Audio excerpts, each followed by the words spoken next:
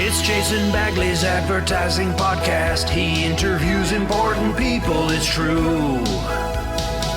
But that doesn't mean that you're not important, 'cause he didn't choose to interview you. Maybe he was just planning to contact you to interview you on another day. Or maybe he doesn't have your email address. Every creature on the planet is important in their own special way.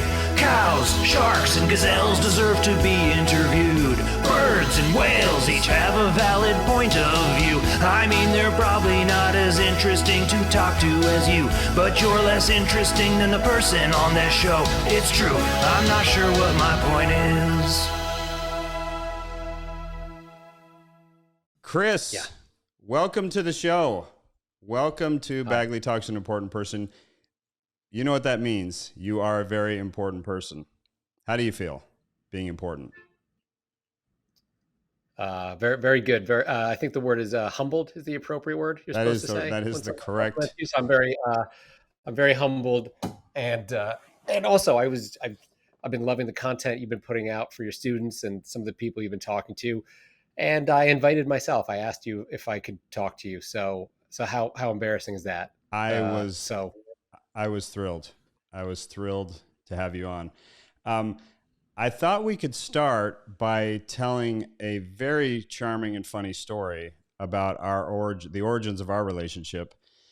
When many years ago, I tried to hire you to work on Old Spice with me when I was creative director on Old Spice.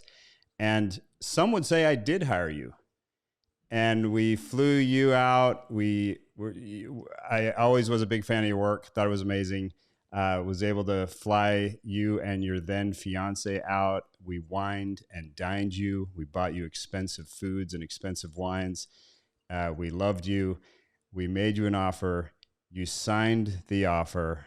You accepted the offer, and then you called back and retracted your acceptance of that offer. Yes. And you felt so guilty and horrible about it.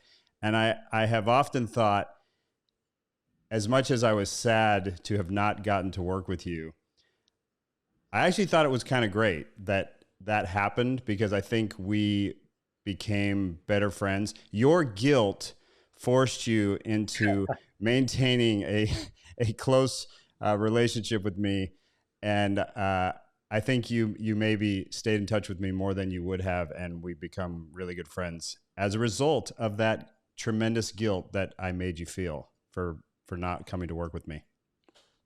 Well, you did. I mean, you didn't alleviate all of the guilt, but you didn't really punish me. And there's one or two people that I had to call that I probably still feel the punishment from, but you cracked the door for me. So I've been working on you for years, you know.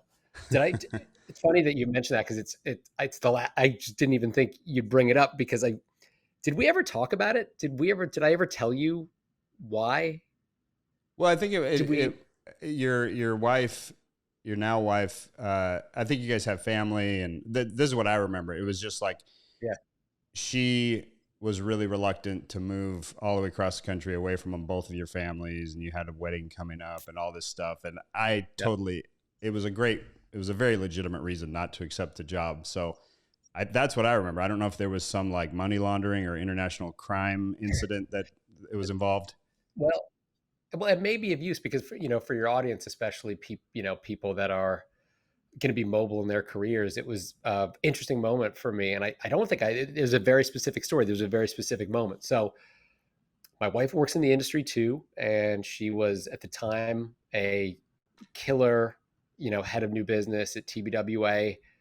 But when the call came from Wyden, when the chance to get to work with you and be part of something like that came around, she's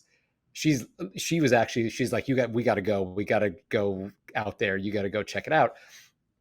And I could tell that it was going to be hard, because Wyden doesn't do twofers. So she was going to come, and maybe she could have freelanced there. Maybe she could have worked at a small agency there, but we weren't really worrying about the nuts and bolts of it. We were just thinking about what's the best that could happen. And so we were doing it. And then I went out on a shoot, my last shoot at Saatchi and Saatchi when I was there, and it was a night shoot. And I remember that I was standing in a parking lot somewhere in LA at like 1 or 2 in the morning, and the phone rings, and it's my now wife, then fiance, Lindsay, and she was crying, and she said, "If we move to Portland, I think I might resent you." And I said, "Okay, well then we'll definitely stay in New York." And then I hung up, and then I went to my great friend John Doris, who was the producer, and he was like, "What's going on, mate?" And I was like, "Nothing. Not gonna go to Wyden. Thinking to stay in New York." And he couldn't, for the rest of the trip, he couldn't believe that it was that simple. But it was one of the greatest acts of communication, because those, I think I might resent you if we moved to, like, those 7 words kind of said it all. It was I really wanted this to work, but I've been honest with myself, and I was like, holy shit, that's some of the best communication I've ever received, and it just made it a no brainer. And then it became great, because like a creative brief, it was like, well, we're not going to move to Portland, and so I'm not going to get my Wyden experience in Portland. So how the hell am I going to have some fun doing advertising in New York? So it just creativity is eliminating roots at oftentimes. Yeah. So anyways, I just thought that was just communicate with your significant others when you think about big jobs and things, because I'm glad I avoided that. Yeah, and you certainly resentment. did, and you certainly did manage to still have fun in advertising. I mean, I don't think your career, I think it's safe to say your career was not harmed in any way by not going to Wieden and Kennedy. And No Emmys though. No Emmys behind me. So, but anyway, well, okay, I digress. you just look less like a jerk than I do. Um, but you also, you offset it. You offset it with the Star Trek stuff, and also, what great self-awareness from her to have that realization and to be honest about it. And I think that's incredible, because so many people would not say that. They would right. go ahead and move, then they resent you. And like, amazing that she had that awareness and could communicate it, and that you guys could talk about it and realize, like, okay, as much as I might want to go to Wyden, I want my wife to not resent me even more. And that was a wise and unselfish, selfish/unselfish decision by you to realize, because that's hard. Like, when I got the offer to go to Wyden, that would have been pretty tough to turn down. But it shows, it speaks to your wisdom that you did that. Are you an advertising creative or creative director, and despite all your hard work, you're still not making the kind of creative you want? Well, I know what it's like to be frustrated that you aren't getting better creative opportunities, feeling like you're falling behind your peers and not getting the support you need. Using a specific 7-step process, my teams and I have been able to win major advertising awards every year for 20 consecutive years. If you would like to learn the exact same 7-step process my teams and I use to create iconic campaigns for Old Spice, Nike, KFC, and others, and how you can start doing the best work of your life in less than 60 days, click the link somewhere on or around this video, and it'll take you to a page where you can register for a completely free online training I put together for any creatives wanting to do the best work of their life.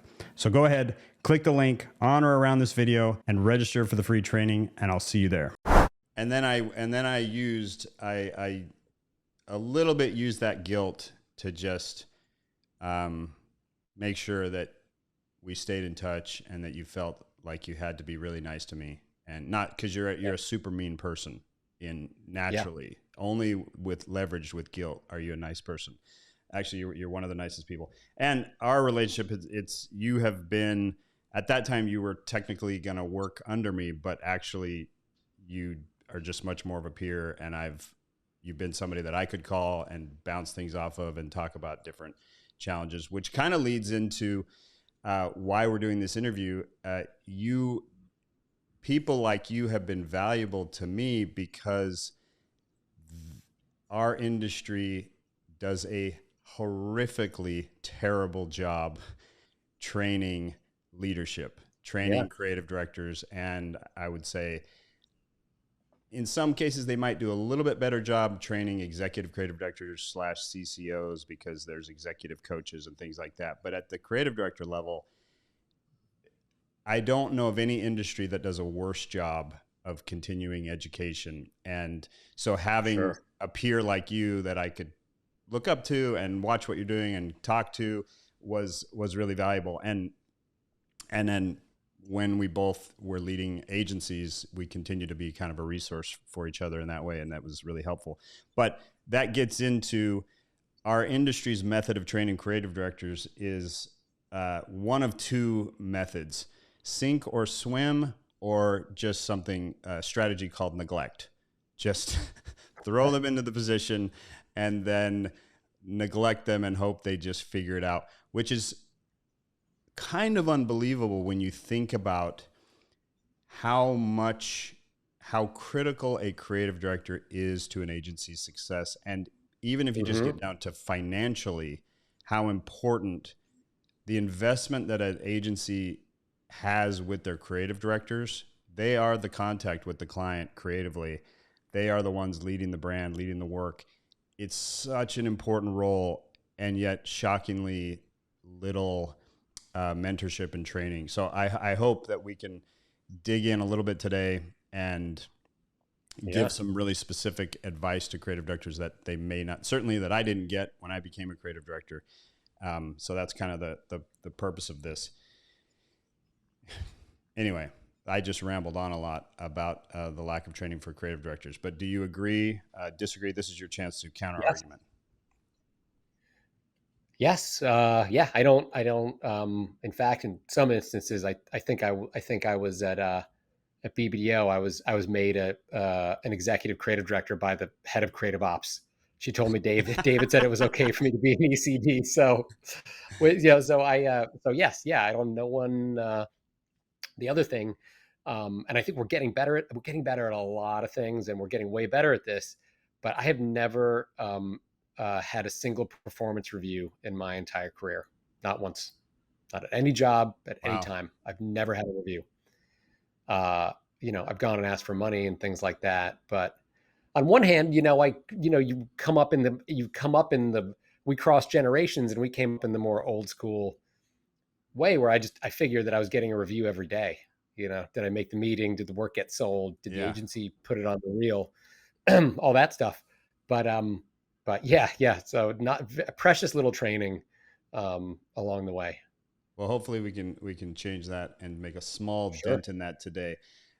Let's start by one of your biggest mistakes that you made as a CD, or it can be a small mistake, but like whether we have training or not, we're gonna make mistakes when we get into a new position. Yeah. So, what's a mistake that you made as a creative director? Well, you shared it with me, so I'll share mine and then you share yours, because I'll give you one in the same wheelhouse, because there's probably huge mistakes, and there's probably mistakes I haven't even realized that I made, and it'll dawn on me later. But I'll give you a great one, which is that now a very good friend of mine named Alex Taylor was presenting scripts, and it was before my my longest term partner Dan Lucy started at BBDO, and Alex and his partner wrote a whole bunch of Foot Locker scripts for us. We just won it, and he brought a stack of like 20, and so I, out of real respect for him, I went through every one, and a number of them were wrong, because this is the brand doesn't talk about things like this, or we found out we can't use these types of athletes, or there was like 5 or 6 that were like that we could really workshop, but there was about 14 that there was problems, and so out of respect for Alex, I called him in and I started going through the stack, and script 1. So here's why this one can't go. Script 2. Well, and so I don't even know. I'm pretty self-aware, but I'm probably about 45 minutes into telling him why none of these scripts work. And then how about in a moment of supreme wisdom from him, he just leaned in and said, why don't you just tell me which ones you like? And I was like, okay, that's good. Thank you. And so I dumped the 16 and I went to the 4. So I've realized that, you should, if there's something glaring, point it out, or if someone wants more context on why you didn't do something, go ahead. But go to what's working first. Yeah. Like, for sure, spend the energy on what's working. So that was a quick learning. as we get deeper into the topics, there's going to be a lot of stuff that was quite difficult for me to figure out. But the decision part I liked actually. I think I think I spent a lot of time in my career kind of looking at the decisions that were made for me or around the work, or the decisions I would have to make in coordination with a partner when it and I felt like I was always like a little bit an animal in a cage where like I was very respectful of process. I'm respectful of process.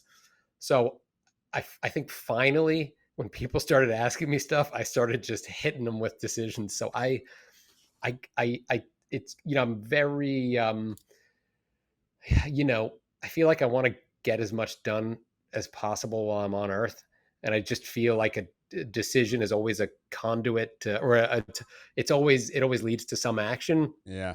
And I just feel like I know I won't make the right decision. I'll make the best decision I can in the moment.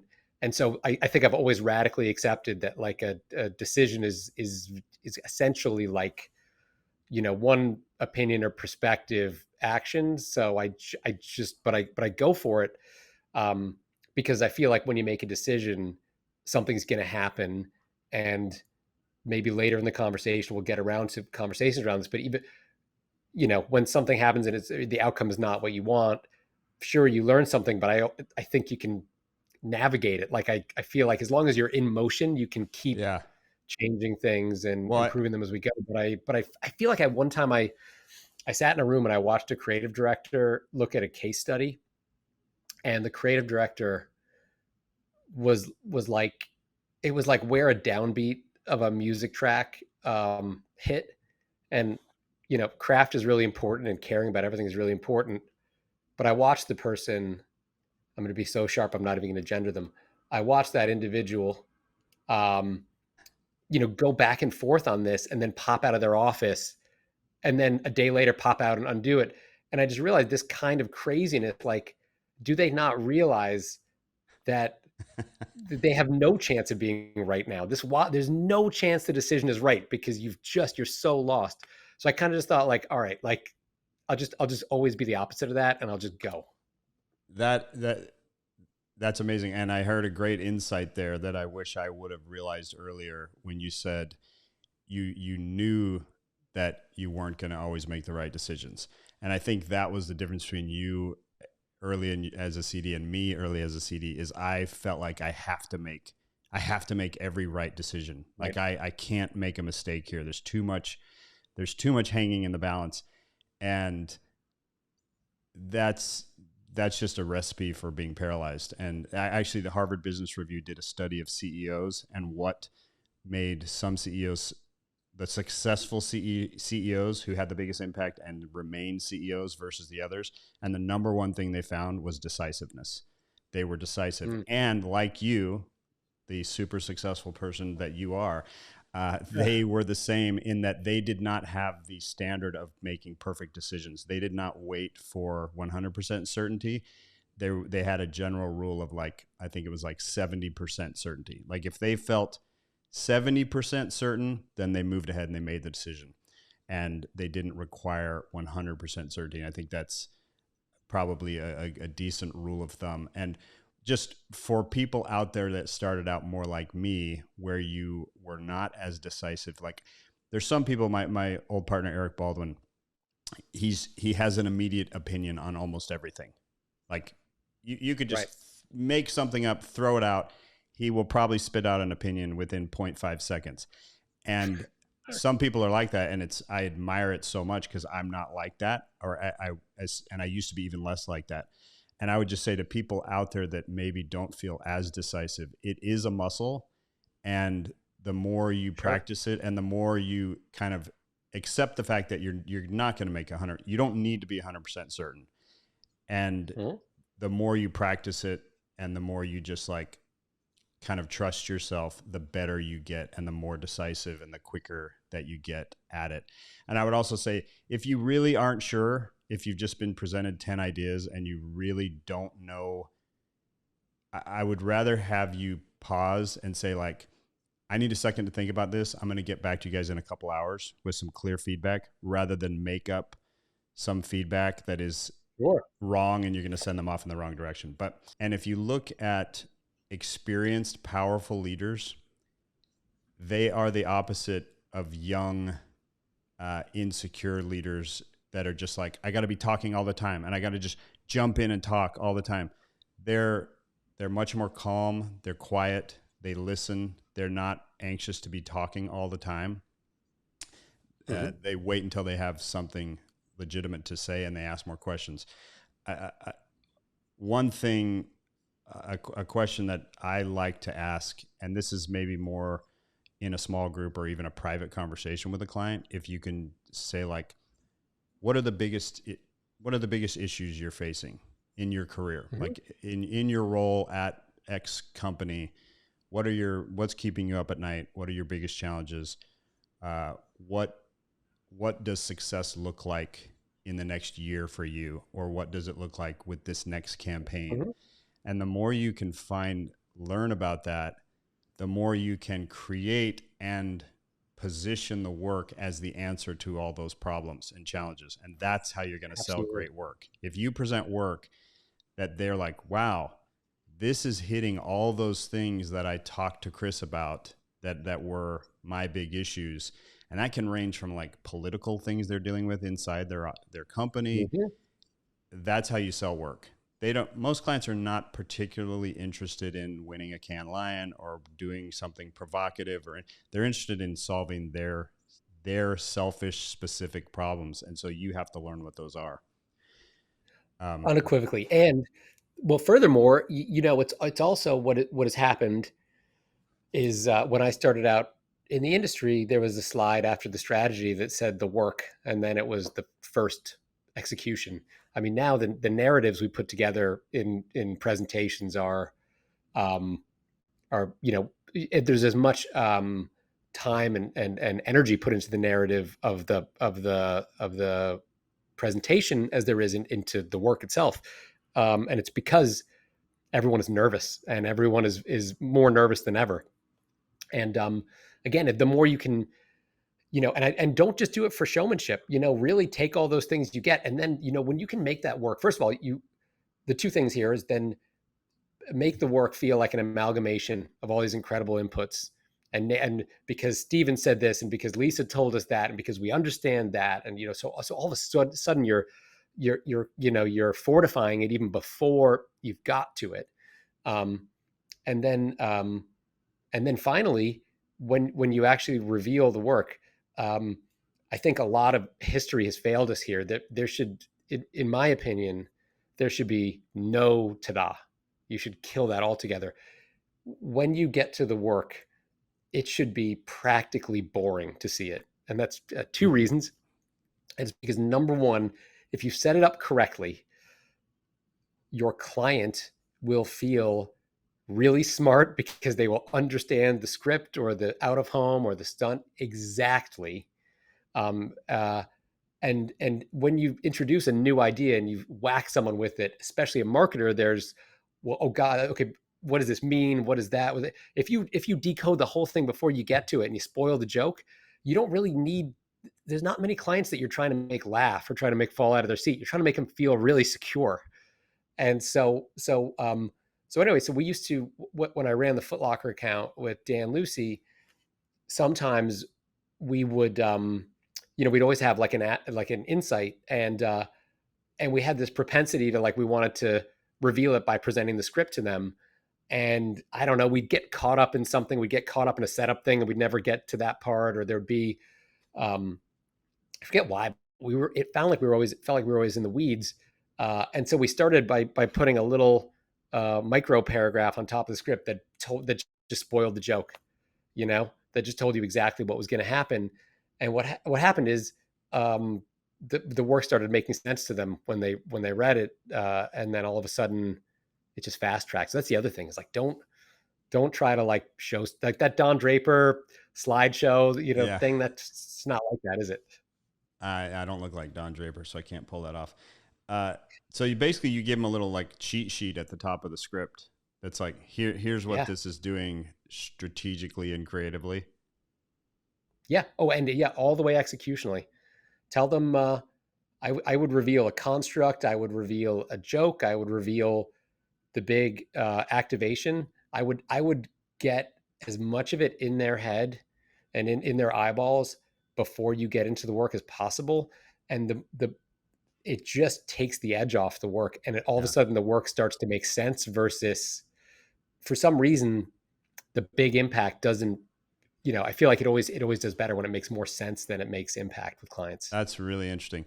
I can't remember this. He's a famous, probably long since dead, but industrial designer, probably the most famous industrial designer in perhaps the world, but in the United States.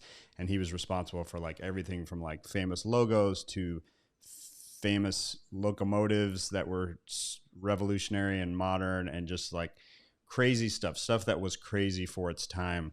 And he had this whole philosophy that humans can't buy a revolutionary idea. They have to become more familiar with it. So he would literally, if he had a client in his office, like a train client that he had this revolutionary train. There's this famous modern locomotive that he that eventually made, and he had the model sitting in his office, and he walked the client past the model a year before he was going to try to sell them that, just to get it in his head, to get it in the client's heads, so that they saw it and it just was in the subconscious, so that a year later when he presented it, it had a sense of familiarity. And Hal Curtis, longtime amazing creative director at Wieden & Kennedy, who is beloved by all the clients that he works with, he would do this not a year in advance, but he would call up the client, just a casual, not a presentation, like just a one-on-one phone call, and be like, hey, I'm really excited about this idea. And he would literally kind of tell them the concept, not read them a script, but he would sort of tell them what the idea is, a few days before it was formally presented. And I think it did a couple things. It made the client feel more like they were part of the process. They had some ownership in it, but also then when he presented it, they weren't like shocked or, scared by the idea. They had some familiarity. So that's really interesting. That's phenomenal. I pulled a Hal Curtis 2 weeks ago, and we had a big thing, and it's for a very, very big, the largest scale media event in American advertising. And we really, really, really wanted to sell this one idea. And so I just cold called the client on my walk home, and told her this idea was too funny and too good that I had to spoil it. And I told her the idea, and and it's a sticker shock kind of idea, but it was also that context of I'm on the walk home. You can hear New York City traffic. This is a low pressure environment. It's a great way to drop something that's really big.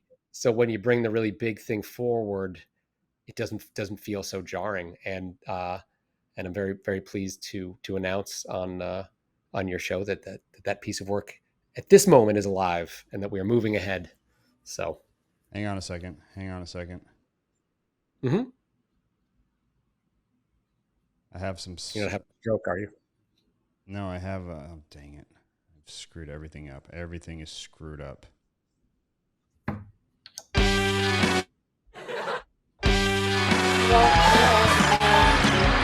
I'm supposed to have an applause button somewhere on here. I was going to applaud you for that. But no, that's amazing, and it makes the client feel kind of special that you're like giving them a sneak peek, and it also when you share that in a one-on-one situation, and you obviously have developed a relationship with that client where you were able to make that call. So that's one critical thing. But also you're presenting the idea in a politics-free scenario for them. Sure. They don't have their peers. Yeah. They don't have their people that work under them or over them. You're sort of giving them the heads up on the idea without any politics around, so that they can tell you, they can give you like some watch outs, or they can then just take a few days prepping people and preparing how they're going to respond when they see it in the larger group. let's talk about the big creative platform idea, which I feel like is increasingly important. It's kind of I don't remember at the beginning of my career hearing about that as much or having as much priority on that as there is now. And unlike maybe how to write a script or how to write headlines, it's something that no one gets any training on. Like if you went to any sort of portfolio school or anything, you learned some basic principles at least of like, here's how to write headlines, here's how to write a script. No one gets any training on like, what is a big creative platform idea? How do you actually come up with one? And I find it's a tremendous struggle for a lot of people. And as creative directors, we don't get any training on, we may not know how to do it ourselves. And then we're expected to help creatives come up with big creative platform ideas. So what are your thoughts on this? And do you have any advice at all? This is selfishly for me. I just want to know, how do I come up with big creative platform ideas? Well, I feel like I've heard a few very smart creative directors, openly or privately, kind of say like, what is a platform, and try to force someone else to define it. So I think it's a friction point. It stresses people out. You know, I think to me, a creative platform is may or may not be the brand tagline, but at a minimum must be the parent of the brand tagline. So, maybe Just Do It is the platform for Nike, and maybe Think Different is the tagline for Apple, and the platform is Tools for Creative Minds. I don't know, but I will say this. I'm just laughing. I would say this. Do you feel? I just love this conversation because like here are two, you're like a, big time North America president. I've been ECD of Wieden+Kennedy, and we don't exactly know how to define this. So that just shows what a challenge it is. Now, but I would like to extol the gifts and virtues of the brand platform, which has been increasing in importance. And I would say today it is the number one thing in a new business pitch, that you've got to have the brand platform. 5 years ago, I was pitching a top 5 sports brand in the world, and they said, okay, we need like a giant global idea, and it's got to be we'll launch on the World Cup or something or whatever. And so the account director comes in from New Zealand, and he says, you got to do a giant TV. It's the only thing that'll work globally, and it will launch or whatever. So okay. Because by the way, I think many of us know, when you start something from scratch without media assigned to it, nobody knows what to do. Absolutely nobody knows where the hell to start or what shape to put anything in. And you're always wrong. And this pitch was a perfect example. So we go to a tissue session with like 5 giant scripts, and each one has a line. This was like pre-obsession with brand platform. And the client is just like, and the client did use the words. The client went, what the fuck is this? These are fucking TV spots. Kids don't watch TV. It's all social. So we got killed. So we come back to New York. We hole up, and I'm just like pacing around my office, and I was like, okay, I got screwed on that advice there. Go back to everybody. What is a social media way, pre-TikTok? How do we launch on Instagram? Show me an idea that's global, that is all there. So we come back with, because this idea is going to be more complicated that way, come back with 3 campaigns, because we had 5 scripts, because that's quicker to do. And then we had 3 things that were all like bubble up moments that like we're going to allow people to participate with the brand assets and the brand celebrities on one moment, whatever. And then the client looks at this, he goes like, guys, these are like social media ideas. Like, this isn't a campaign. So then we were like, oh, fuck. So so then we actually went back and we pitched them. We basically, out of just pure frustration, we pitched them an idea to change their entire business model. And they said, wow, that's provocative. We can't give you the business. But anyway, I think brand platforms, while they come with their own questions, thank God they are also the answer to what do you go to a client with when they want something big, or what do you show up with in a pitch. So, okay. So that's my love for brand platforms, is that otherwise you're like, what does a big idea look like? How does it manifest? If it's not here, it's there. It is whatever. So anyway, and when you say your love for brand platforms, are you talking about like some articulation of a platform, a creative or brand platform that is outside of a specific creative execution? Yeah. Yes. So I think, okay, how about this? Let's make this, I really need this to be an interactive conversation, because I'll go off the rails on this quickly, but I look for a tagline. I say it's the brand tagline, because the brand platform sort of has to be the thing that the brand can stand for. And the best brand taglines, like, I'm not going to think of any now because we already talked about Nike and all that stuff, but like, you think of it's like a brand tagline, and think of one that's like robust enough that you could do the advertising, and you can flip it and say like, I'm having a hard time doing it because I'm only thinking of ones that we're working on for new business pitches. But it's got to be a line. It's a set of words, and it's a set of words that are worthy of being the brand tagline that you can execute campaigns off of, but that you could also do employee lanyards and advertising ideas for. You flip that language for that, why they also show up to work that day. And you can also do like a pro bono charity gala themed after it. So let's pick a tagline that could be a brand platform. I'm at a loss right now. Throw one out. Arby's, we have the meats. Okay. So that's a great one. It's all about like I don't know the story behind it, but I believe Jeff Kling was CCO of Fallon at the time, and they came up with that. But I'm assuming they looked at the competitive landscape. They said, well, these places have a bunch of salad. They got burgers and salads, and these places have chicken and French fries and salads and blah, blah, blah. And Arby's is like, how are we different? We are more about meat than any other fast food restaurant. We're about like what we consider to be quality meat and a variety of meat and all different types of meat and meat sandwiches. And we are about meat. So let's lean into that. And that's our kind of strategic point of differentiation.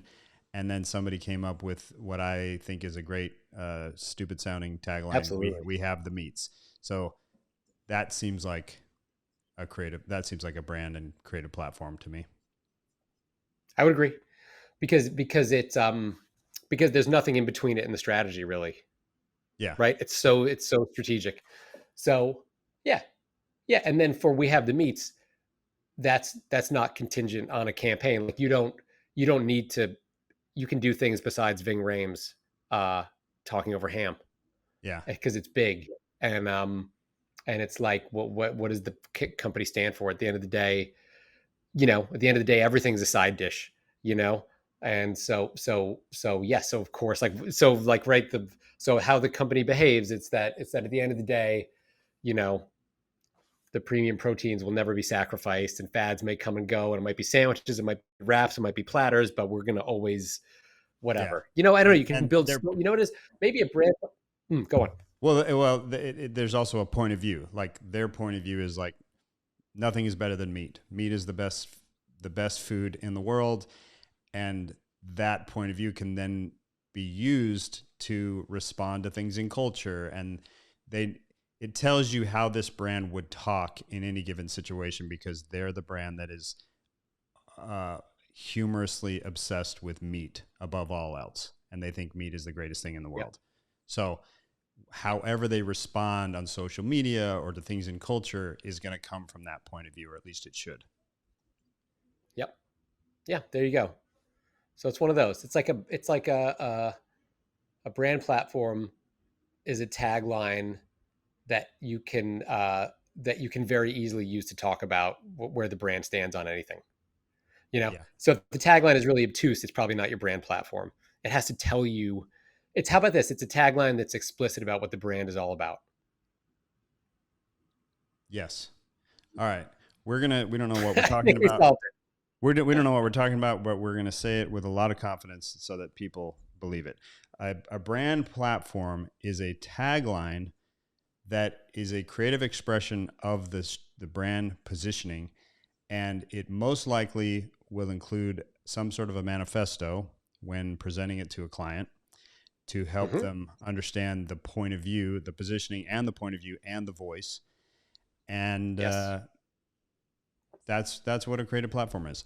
So we've said it with confidence. We know what we're talking about. No one should question us because of the confidence with which we have stated this. Yeah. So you're editing this out, right? No? Okay, never mind. We'll carry on. we'll carry on. So how does a creative do that? How do they come up with that? And I think that's where I find people struggle is like, okay, well, where do I start? Because sometimes it can be difficult to just start with taglines. Sometimes people start with creative executions.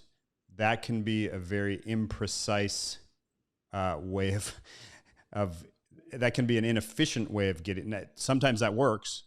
It's just like, just do a bunch of creative execution. We'll find the platform in the execution. We're like, okay, I've definitely seen that work, but I've also seen it be very inefficient. It's not necessarily a quick way to get there. Do you have you had any experience do you have an approach on that when you're given that specific job? You've explained some failures when you just went back with a TV campaign. They're like, this is not it. And you went back with social. This is not it. So I think we can definitely say that it is this broader thing that is probably the tagline that expresses the positioning and the strategy. But how do we get to that? Like, how does a creative director help creatives get to that? Very good. And by the way, the answer to it solves the riddle of when you show up to a client, because clients need to see it top down, and you can lead if you can lead with a brand platform, and then as you suggested, a manifesto that gives you a tone of voice, gives you language, can land a line.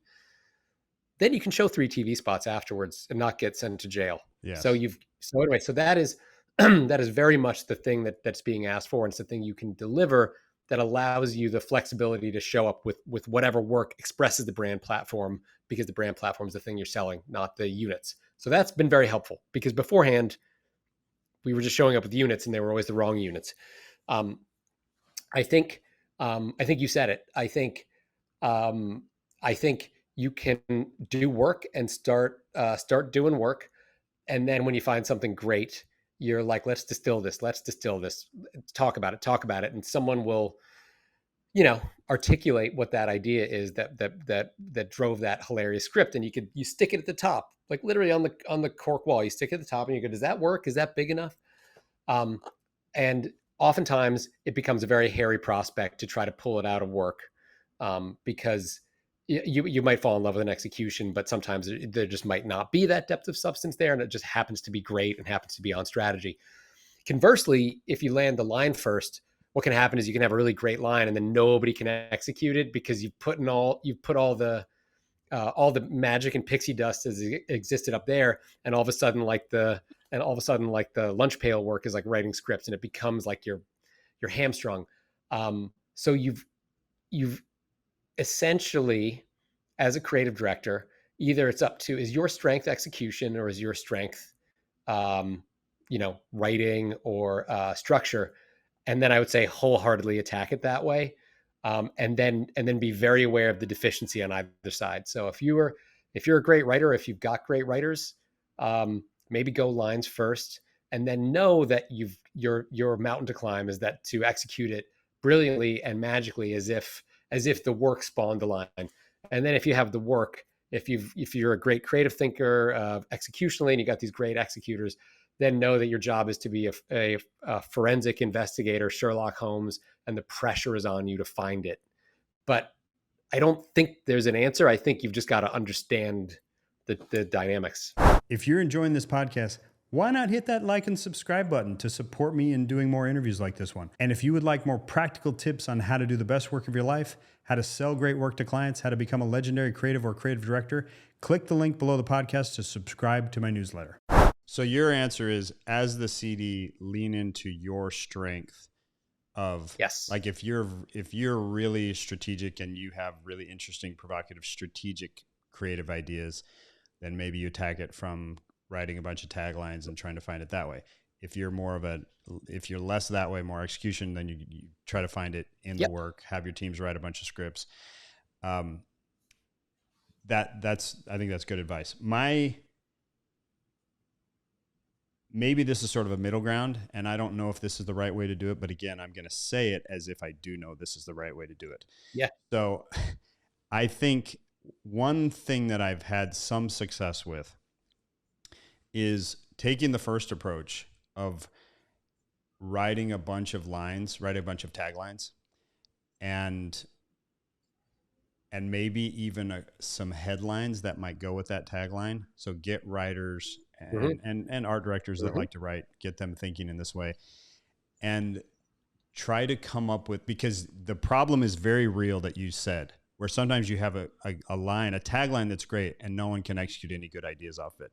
So sometimes what I've done successfully is had several good taglines and several slightly different. Those taglines are kind of positioning it different. They're all in line with the brief, but they're kind of going in different directions, and then brief teams with all three, and then just see which direction turns out to be the most fruitful creatively, because sometimes you can get to those things quicker. I've had the experience where that's a more efficient way to do it. Not 100% of the time, but where it's more efficient to try to more quickly get to some taglines that express different directions, and then brief teams with all of those, and then just see which one is the geyser of creativity. Right. I know we are 11 minutes past your hard stop, which meant I got another 10 if you want to close out with one. Any because we've gone all the way into brand platforms, which is some hairy depths of the ocean, and maybe is there some kind of a layup we could end on with, like, real hard expertise, time. Maybe tell me what's some advice that we haven't gotten to that you think is like just some really practical thing that would be super helpful to creative directors that we haven't gotten to. I'll pull from, thank you. You were very complimentary at the beginning of this, and I'm gonna repay you with a closing compliment, which is that when I got my first CCO gig, you had done the job at Deutsch, and then you'd come back to run Wieden in Portland. So you kind of been freshly back at Wieden. And so I asked you for some advice going in, because I took a break between with precious little education opportunities. I decided to take like a month off just to really put a divide between my life as a creative person and my life as a creative leader. And so I asked you and a few important people in my creative life, what advice would you give? And what's interesting is that everyone gave different things, but you wrote me the most thoughtful thing, and you wrote me this email that had like 6 chapters, and every one of them you'd almost, and I don't know whether you thought of it this way beforehand or whether you packaged it as you let out, but you gave me these things that were completely drawn from your personal experience, but they were, absolutely universal. I mean, there was the Goldilocks principle: don't come in too hot, don't come in too cold, don't come in and look like you're going to change everything because you'll be resisted. Don't come in and look like you're doing nothing because you'll get walked over. So find that balance. You talked about not only kind of having, hearing from everybody, and that's a theme we talked about earlier, hearing from everybody, so that when you put forward a vision, people feel heard and they'll see something of themselves reflected in it. So again, same things, same principles we're talking about. And then you talked about, campaign it everywhere. Because as you put it, I won't forget it, if people don't know why you're doing things, why you're traveling every week, why you're never in on Fridays, they might assume you take Fridays off, even if you decide you're going to fly and see a client every Friday. So you've got to fill every space with your narrative, because if you don't, people are just going to make assumptions and there'll be different narratives. So you gave me all these things that were incredible gifts, and I utilized most of it, and I've giving you credit. I've shared that advice with a lot of other people who've come to me for advice. But in the process of doing that, I got advice from like 15 creative leaders, and what was interesting is that every one of them kind of revealed who they were in the answer. Jerry Graff's answer was very, he is a bold creative who's gonna, he likes to push past what the client's comfortable with, what the agency's comfortable with. He's always looking for that.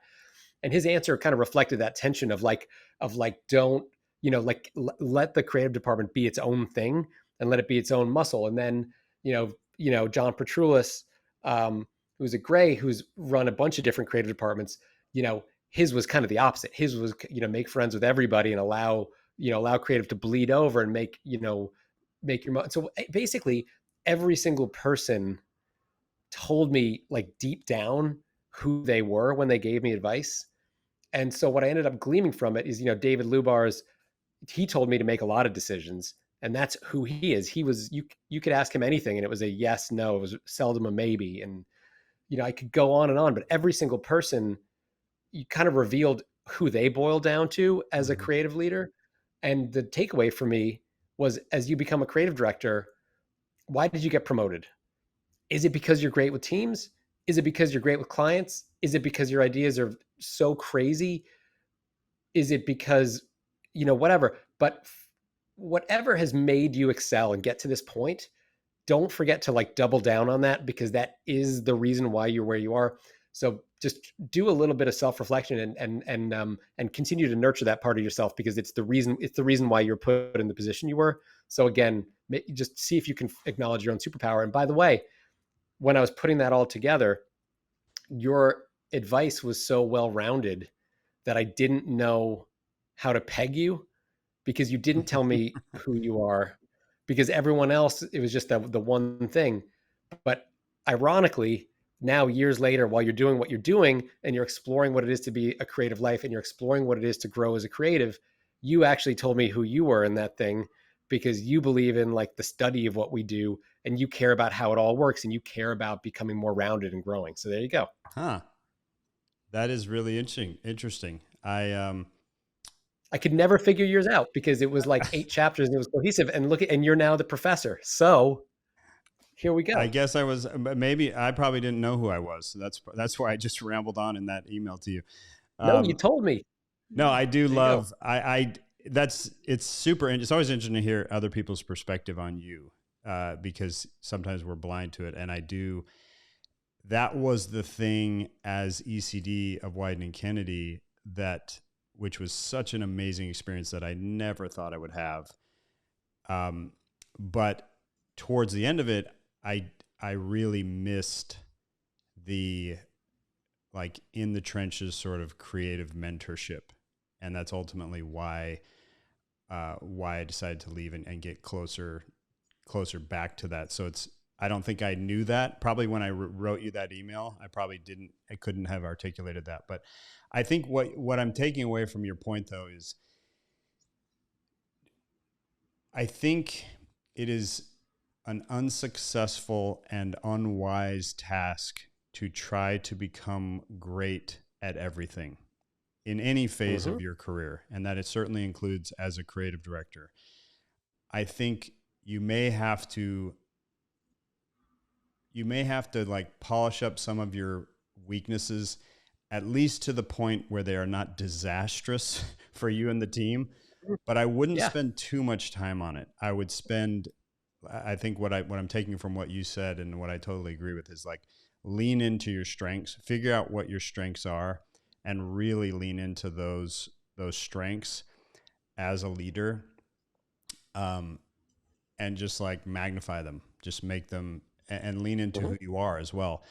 And I've seen all different types of successful creative directors.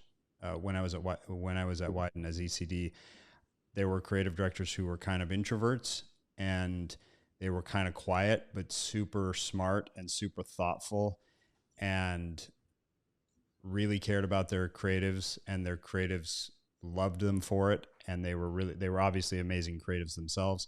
And there were creative directors who were super loud and charismatic and extroverted, and they were awesome in totally different ways. But I think we often think the only successful creative leaders are the latter. Like, I have to be a loud, extroverted, talk a lot, the first one to talk in every meeting. And that's not true at all. Like, that type of person can be a successful creative director, but so can the much more quiet, thoughtful person.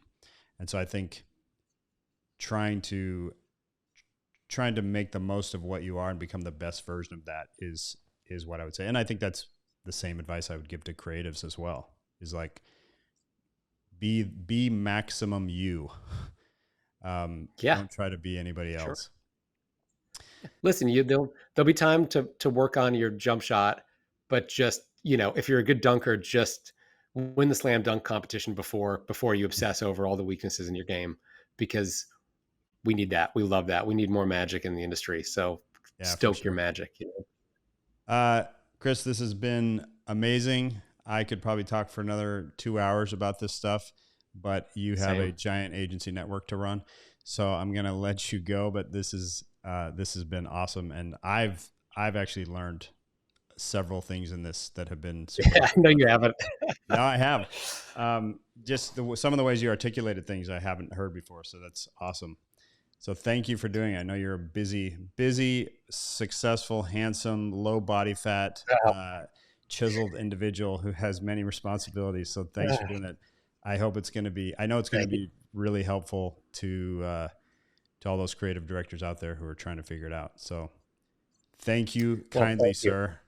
Are you an advertising creative or creative director, and despite all your hard work, you're still not making the kind of creative you want? Well, I know what it's like to be frustrated that you aren't getting better creative opportunities, feeling like you're falling behind your peers and not getting the support you need. Using a specific 7-step process, my teams and I have been able to win major advertising awards every year for 20 consecutive years. If you would like to learn the exact same 7-step process my teams and I use to create iconic campaigns for Old Spice, Nike, KFC, and others, and how you can start doing the best work of your life in less than 60 days, click the link somewhere on or around this video, and it'll take you to a page where you can register for a completely free online training I put together for any creatives wanting to do the best work of their life.